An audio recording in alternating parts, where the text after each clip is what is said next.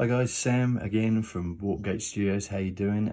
Today I'm going to do a video on how to produce this. I've had a couple of people contact me asking how I did the heat shield kind of burn pattern here, and there's a load of good videos on YouTube at the moment, but I thought I'd do my own version of it.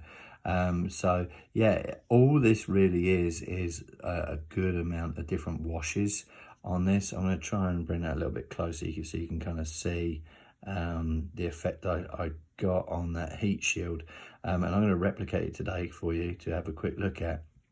So the start of this, I'm going to use this sort of flamer here.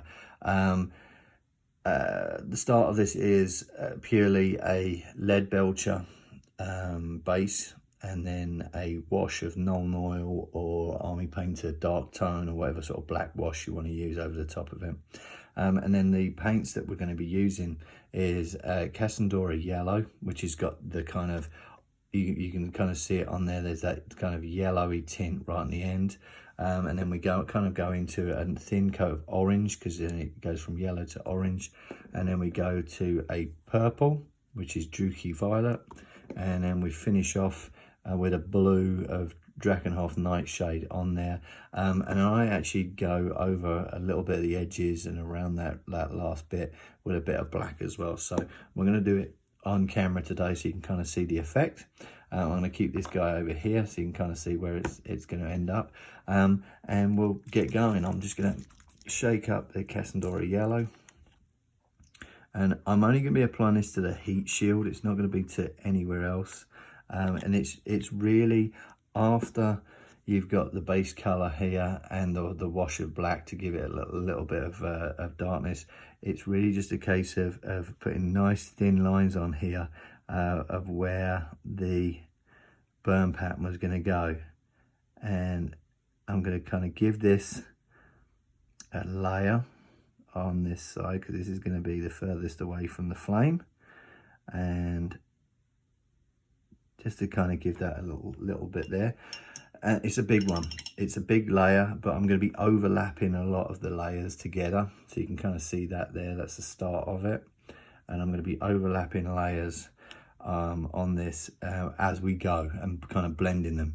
So next one's going to be the Fuegan Orange, to get a little bit more of an orangey flavour than the yellow. I'm just going to do a tiny little dab of this. This is a little bit stronger pigment than the yellow. And then we're literally going to be blending this in. So I'm going to just make sure there's not that much on my brush. And we're going to be just giving this a light coat here, right next to the yellow.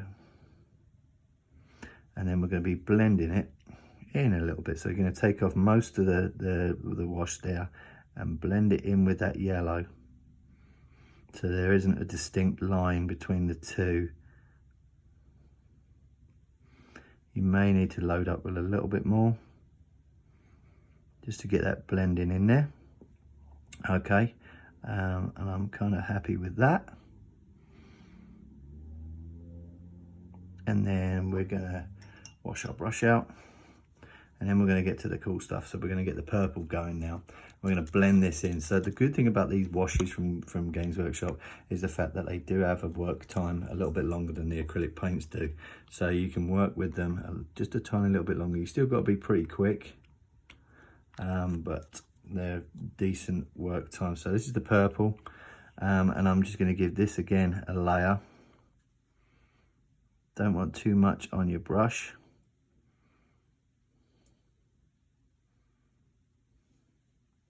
But you want enough to give it that.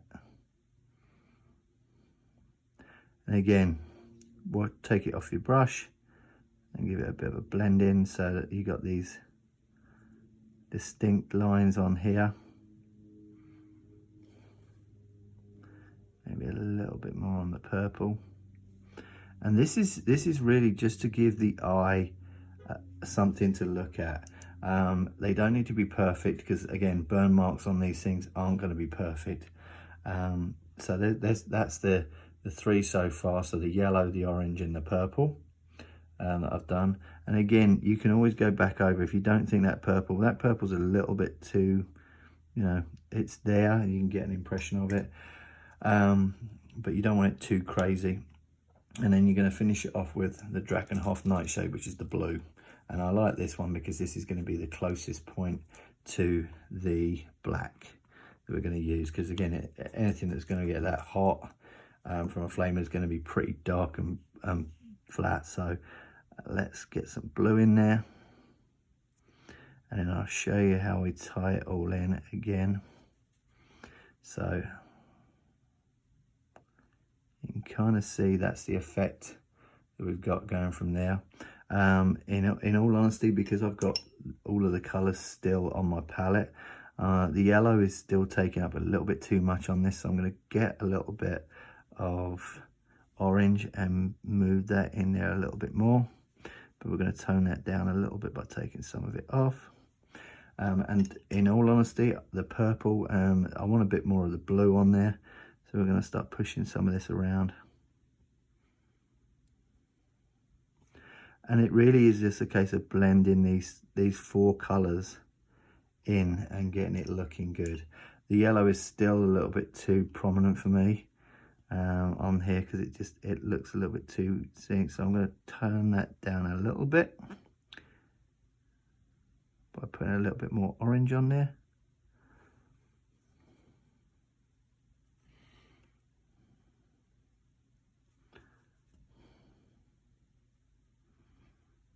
Okay, so it's looking a little bit better now, and I want more of the dark blue on there and the purple. So we're going to take a little peek at the purple and see if we can add to that a little bit and make that prominent, because I like the darker colours would be more prominent on this because they've been burnt. So having the purple on here and the blue is a little bit more prominent than the orange and the yellow is about right. And we're going to just do a little bit more of the blue work on the end. There we go. Okay, so it looks a little bit crazy there. I'm going to wait for this to dry, and then we're going to finish it off with a little bit of blacking around here. And getting it finished off. But this is the way that I go about my heat shield. So I'm going to wait for this to dry, and then we'll come back and finish this off.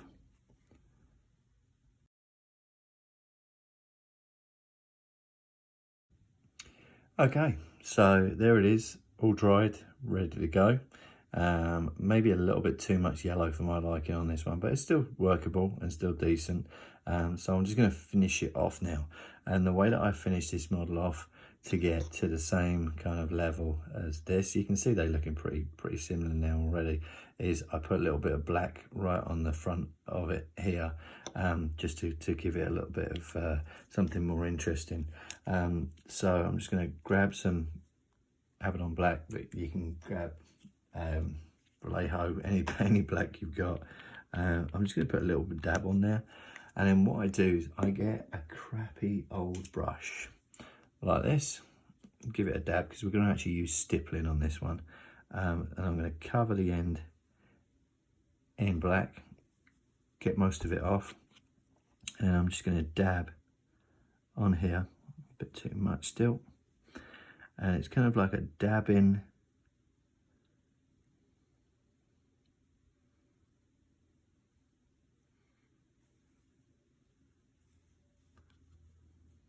on the end, just to kind of give that, I don't know if you can kind of see that coming through, but just a darkening of the end, because again, all of this wouldn't be metal or silver, it would be black and burnished. And normally on a presentation model as well, I'd drill the barrels out just so that we had that there as well. And don't be afraid to give it a bit of stipple over the washes that you've used as well, because again, it wouldn't be uniform.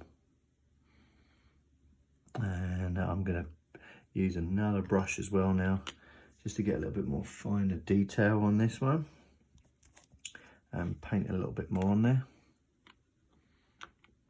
And then the last bit that I would do, if I'm going to go a little bit extra on these models, is give it a very, very fine highlight with a kind of silver to bring it back up again, and a little bit of just a dry brush on there. So there's that blue that's in there, but you don't want to over complicate it by kind of just going over all your washes. So you just want a little bit on the edges to kind of give it that impression. Okay, so that would be my finished for kind of quick, easy. The other thing that I would do, and now if I really wanted to, was just maybe give it a little bit of a gentle dry brush. So I'd go back to my original colour, which is Leadbelcher here, and give this just a little bit on some of the edges, and just gently highlight some of these edges if I really wanted to.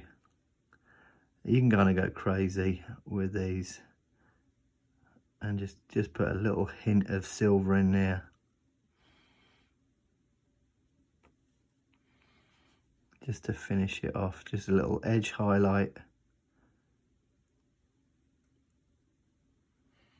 on there, and you're pretty much good to go then once you've done that. Okay, and there you go, there you have it. That would be my finished end burning piece of a flamer. But you can use this on anything that's got, like, you know, exhausts. You could do this on anything that's going to have, you know, heat around it. Melters look really good with this effect on there. Flamers look really good. So yeah, hopefully that has given you an idea of how I achieved that. Yeah, good fun, and experiment. You know, we experiment with the colors.